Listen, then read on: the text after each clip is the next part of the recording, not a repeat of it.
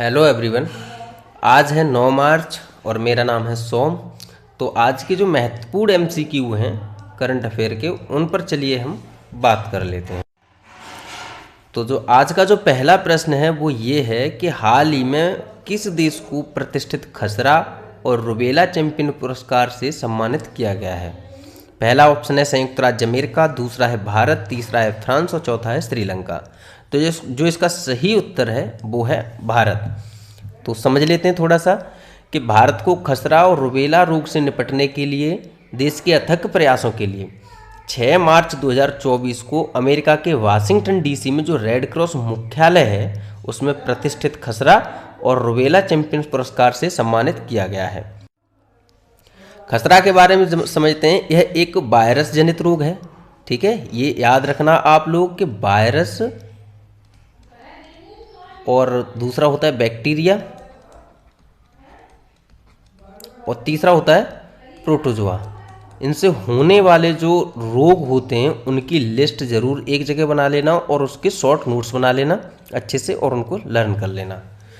तो जो खसरा है वो वायरस जनित रोग है और पैरामाइक्सोविरिडे परिवार के मोरबिली वायरस के सदस्य के रूप में इसका वर्गीकरण किया जाता है। खसरा समझ गए। अब चलो रुबेला भी समझ लेते हैं। तो जो रुबेला है इसको जर्मन मीजल्स के रूप में जाना जाता है और ये रुबेला वायरस के कारण होता है। जर्मन खसरा कभी कभी सवाल पूछ लिया जाता है कि भाई जर्मन खसरा क्या है। दूसरी चीज़ बताइए कि जो रुबेला है खसरा है दोनों समान नहीं है, किंतु इनके कुछ लक्षण और संकेत समान होते हैं, जैसे कि बॉडी में लाल चकत्ते वगैरह पड़ जाना। भारत ने 2020 को खसरा तथा रुबेला के उन्मूलन के लिए लक्ष्य प्राप्ति वर्ष के रूप में चुना था, किंतु 2020 में जब भारत लक्ष्य प्राप्त नहीं कर पाया कोरोना के कारण, तो भारत ने 2023 को फिर इस लक्ष्य प्राप्ति के वर्ष के रूप में चुना था। तो इसी वे में जो भारत द्वारा जो प्रयास किए गए हैं इसके लिए ही भारत को सम्मानित किया गया। अगले प्रश्न पर आ जाते हैं। तो जो अगला प्रश्न है वो ये है कि हाल ही में भारत के किस राज्य में हमारा संविधान हमारा सम्मान अभियान कार्यक्रम का आयोजन किया जा रहा है। पहला ऑप्शन है गुजरात, दूसरा है मध्य प्रदेश, तीसरा है राजस्थान और चौथा है हिमाचल प्रदेश। तो जो इसका सही उत्तर है वो है राजस्थान। देखिए, हमारा संविधान हमारा सम्मान अभियान कार्यक्रम राजस्थान की बीकानेर में आयोजित किया जाएगा और जो इसका उद्देश्य है वो है प्रत्येक नागरिक को सशक्त बनाना तथा उन्हें संविधान और उनके कानूनी अधिकारों एवं कर्तव्यों के बारे में जागरूक बनाना। ठीक है, यानी कि लोगों को संविधान के तहत अधिकार, कर्तव्य और संविधान के प्रति जो जागरूकता बढ़ाने के लिए प्रयास किया जा रहा है, उसी के लिए ये हमारा संविधान और हमारा सम्मान अभियान लॉन्च किया गया है। अगला प्रश्न ये है कि भारत की पहली AI टीचर का नाम क्या है। व्योममित्र, आयरिस, जेमिनी या लीसा। तो देखिए, इसका जो सही उत्तर है वो है आयरिस। लेकिन बाकी ये जो व्योममित्र है, जेमिनी है, लीसा है, ये हैं क्या, चलो समझ लेते हैं। तो देखिए, पहली बात समझें कि केरल के तिरुवनंतपुरम में एक स्कूल ने भारत के पहले जनरेटिव आर्टिफिशियल इंटेलिजेंस शिक्षक रोबोट आयरिस की शुरुआत की है। और जो व्योममित्र है इसके बारे में एक लाइन में समझे कि महिला जैसा दिखने वाला अंतरिक्ष यानी ह्यूमनॉइड रोबोट है। इसके बारे में आपने पहले ही पढ़ा होगा, ये पहले की न्यूज है, जिसे भारतीय अंतरिक्ष अनुसंधान संगठन यानी इसरो द्वारा बनाया गया है। और जो जेमिनी है इसको जो गूगल है, गूगल की जो अल्फाबेट जो मूल कंपनी है, यानी कि जो गूगल है इसकी जो पहली कंपनी थी जो वो अल्फाबेट थी, उसी में गूगल का मतलब जुड़ाव हुआ है। तो इस अल्फाबेट ने आर्टिफिशियल इंटेलिजेंस मॉडल बनाया है जिसे जेमिनी नाम दिया गया है। और साथ ही जेमिनी एक महर्षि भी थे, उनके बारे में भी याद रखना। जो लीसा है, लीसा उड़ीसा टीवी उड़िया जो आधारित समाचार स्टेशन है, उसने भारत के पहले AI संचार एंकर लीसा को बनाया है। यानी जो लीसा है वो भारत का पहला क्षेत्रीय AI समाचार एंकर है। लेकिन अगर ये कहा जाए कि भारत का पहला AI एंकर कौन है तो वो सना है। दोनों में अंतर रखना कि अगर भारत का पहला AI एंकर पूछा जाए तो वो सना होगा, लेकिन भारत का पहला क्षेत्रीय AI एंकर पूछा जाए तो वो लीसा होगा। ठीक है, अगले प्रश्न पर आ जाते हैं। तो जो अगला प्रश्न है वो ये है कि ITB बर्लिन सम्मेलन में Pacific Asia travel writers association द्वारा वर्ष का सर्वश्रेष्ठ गंतव्य निम्नलिखित में से किस राज्य ने जीता है। जो वर्ष का सर्वश्रेष्ठ गंतव्य जो पुरस्कार है उसका निम्नलिखित में से किस राज्य ने जीता है? गुजरात ने जीता है, तमिलनाडु ने, मेघालय ने या गोवा ने? तो देखिए इसका जो सही उत्तर है वो है गोवा। समझ लेते हैं। अगले प्रश्न पर आ जाते हैं अब हम। तो अगला जो प्रश्न है वो है भारत तथा संयुक्त राज्य अमेरिका का संयुक्त तटरक्षक बल अभ्यास सी डिफेंडर्स 2024 का आयोजन निम्नलिखित में से किस स्थान पर किया गया है? तो जो सी डिफेंडर्स 2024 है ये भारत और संयुक्त राज्य अमेरिका के बीच में जो संयुक्त तटरक्षक बल अभ्यास है इसका आयोजन किस स्थान पर किया गया है? लक्षद्वीप में, उत्तराखंड में, मेघालय में, अंडमान निकोबार में? तो देखिए जो इसका सही उत्तर है वो है अंडमान निकोबार। सी डिफेंडर्स 2024 के कोड नेम वाला यह संयुक्त अभ्यास 9 से 10 मार्च 2024 को पोर्ट ब्लेयर के तट पर संचालित हो रहा है। जो पोर्ट ब्लेयर है वो अंडमान एंड निकोबार की राजधानी, आप सभी को पता ही है। अब अगला प्रश्न ये है कि हाल ही में राष्ट्रपति द्वारा 94 कलाकारों को 2022-23 के लिए संगीत नाटक अकादमी पुरस्कार 2024 प्रदान किया गया है। तो प्रश्न ये है कि भाई संगीत नाटक अकादमी का मुख्यालय निम्नलिखित में से किस स्थान पर है? भोपाल है, नई दिल्ली है, मुंबई है या लखनऊ है? देखिए ये ऐसा प्रश्न है जो कई बार आ चुका है, कई एग्जाम्स में आ चुका है, कई वनडे एग्जाम्स में भी आ चुका है ये। ठीक है। तो जो इसका सही उत्तर है वो है नई दिल्ली।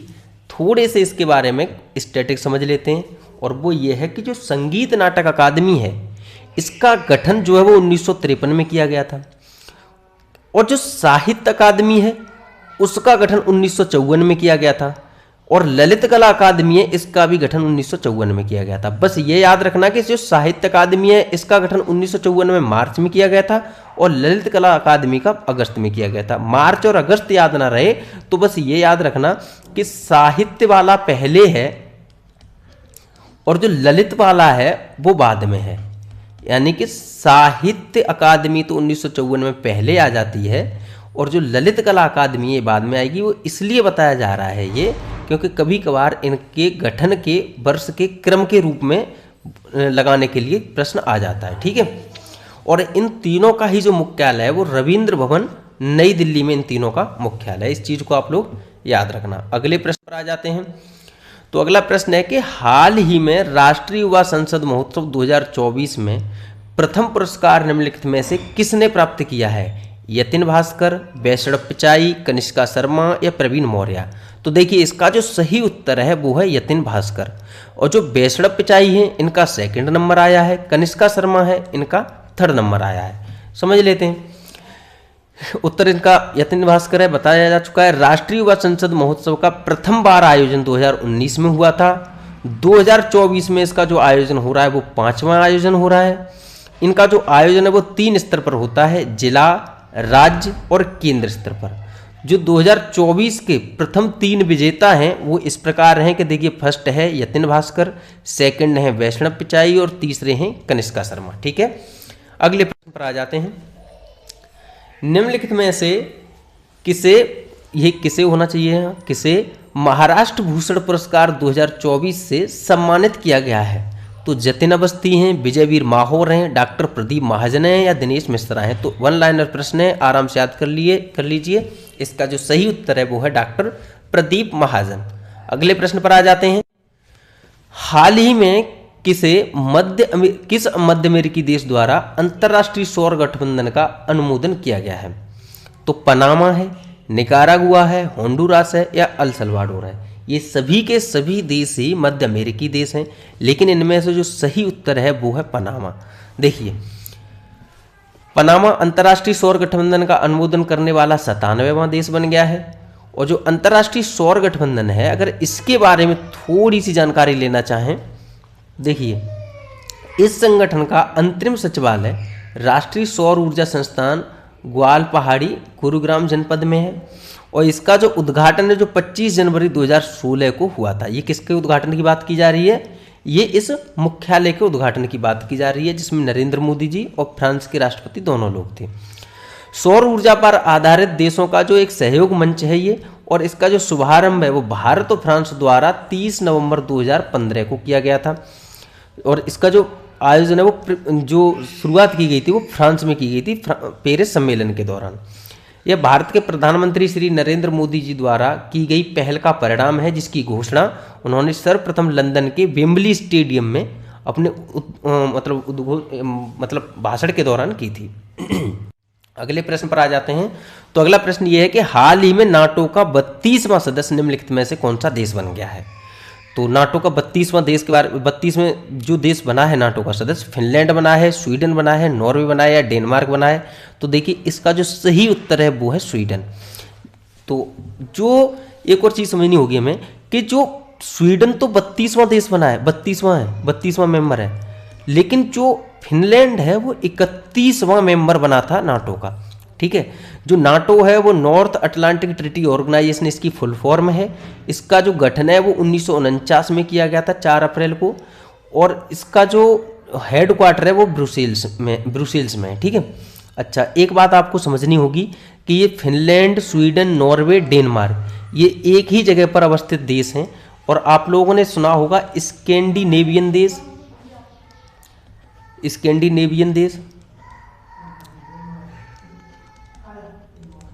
और दूसरा है आपका नॉर्डिक कंट्रीज।